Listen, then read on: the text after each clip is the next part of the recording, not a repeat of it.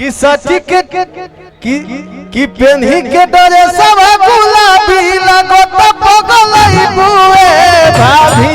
लेकिन हम सब लेके ये कहत रही सब कि लग रंग हरे हर लाल पियर और करिया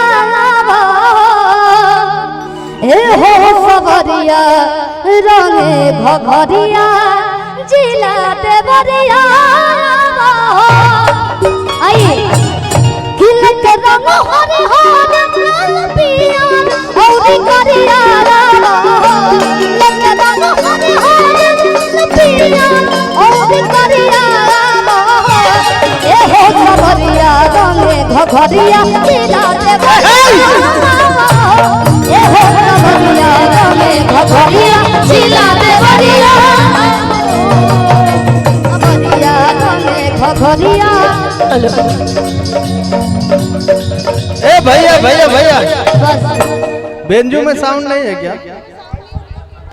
हाँ तनी से देख ले सब लोग 5-5 मिनट लेगा। अच्छा सामने वाले से भी नहीं मिलता। हेलो हेलो हेमे तावते पर भैया। ए भैया इसको चालू कीजिए। हमने के सिंगार अब बेंजू महाराज। हेलो हेलो माइक को भी ठीक कर दीजिए। संतोष भैया हमारे जब भी काशी विश्वनाथ बाबा के दर्शन करेंगे रहेला संतोष भैया कराते हैं।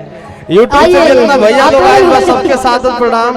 आइए और हमारे बीच म्यूजिक डायरेक्टर लौसल सिंह जी की जीजा बदल दूंगी। राकेश भैया होली तो सबे कहले बा आप ही आ रही है मन लेकिन राउरी ट्यून हमें बड़ा बढ़िया लगा। ब्लैक ब्लैक दोनों कलर कॉम्बिनेशन जो है भाई चुराए ना हम। अरे दीदिया रे होली में जीजा बदल दूंगी। लेकिन आपका जो होली ये जो बज रहा है आप प्लीज उसको गाने का प्रयास कि को उखाड़े जब न डाले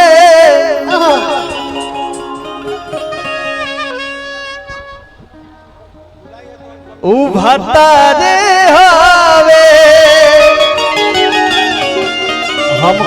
हमको नहीं पता है कि होली को कितना अच्छा किसको लगा। बड़ी बढ़िया भाई को अच्छा लगा। उसमें एक बात हमको अच्छा लगा कि डालो नहीं आवे रंगवा नया नया चोली में।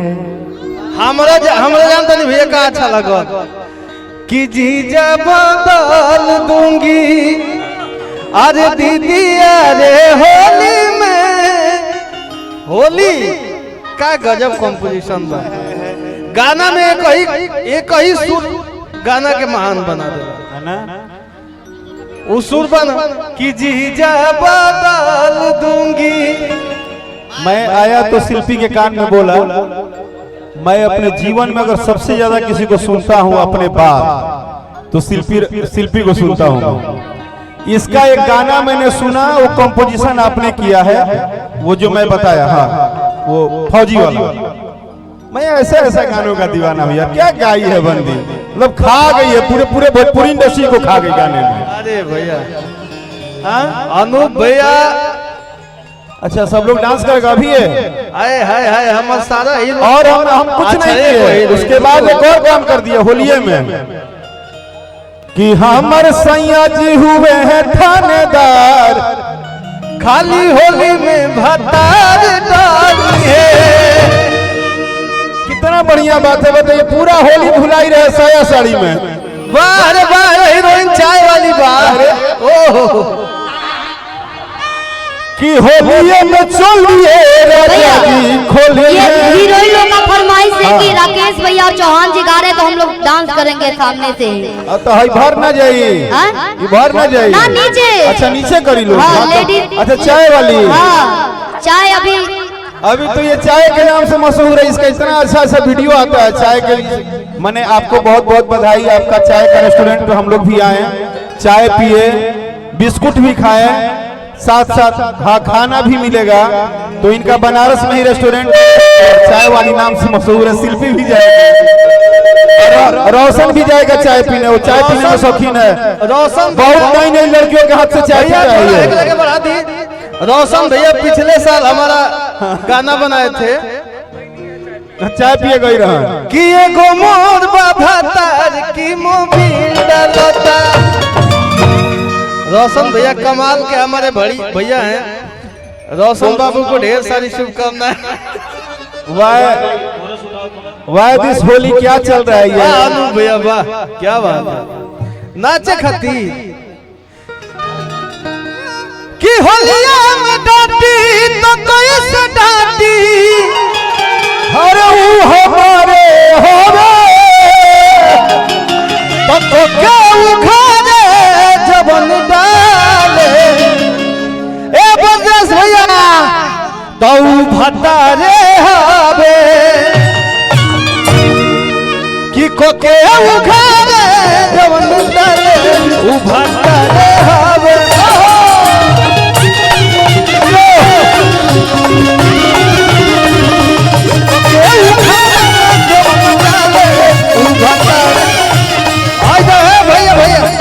एक्सक्यूज मी भाई जी, एक्सक्यूज मी, आपको मना किया जाता है।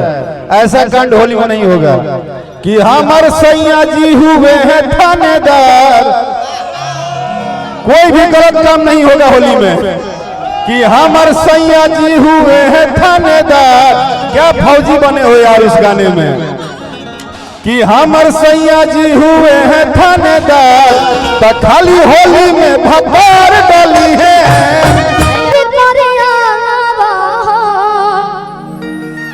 और ये सब ऐसा नहीं बोलेंगे कि शिल्पी राज गाई है तो ये गाना अच्छा लग रहा है। सब चौहान जी का कंपोजिशन का देन है, लिरिक्स का देन है जो कि सबको पसंद आ रहा है। और राकेश भैया का ये गाना बोले कि शिल्पी का ये गाना पसंद आया है कि हम के सीमा के जीमा में भूला जाइबा का फौजी होलियों में नहीं बका। हमने की होली में यूपी बिहार दिल्ली मुंबई से लोग आ जाला घरे होली मनावे खातिर, लेकिन जे सीमा पे रहेला बॉर्डर पे रहेला वो अपना देश के सुरक्षा खातिर वो घरे होली मना पड़ा। नमस्ते अंकल जी। आज किला बात मिल के मिटाला हे मोर वीर बालमा। एगो पत्नी के भाव जब पति पत्नी पास में होले तो नोक झोंक होत रहेला, झगड़ा होत रहेला, भयंकर झगड़ा होला और वही ना भयंकर प्यार होला कि तूने जी दिया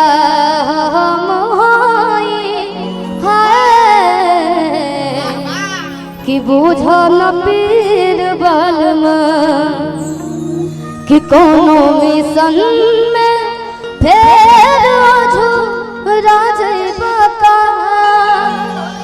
फौजी होलियों में नहीं बका।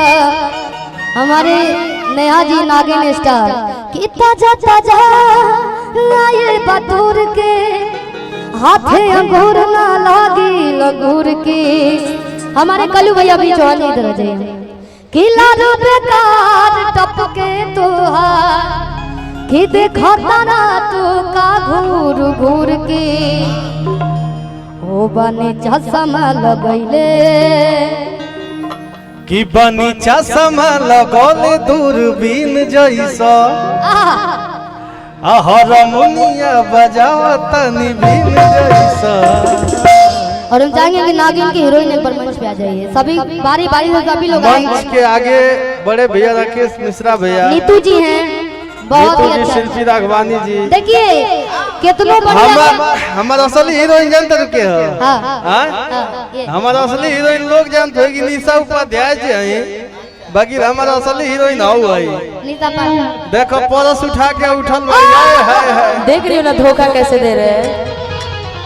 धोखा मिल गए कि तुम्हें क्या पता है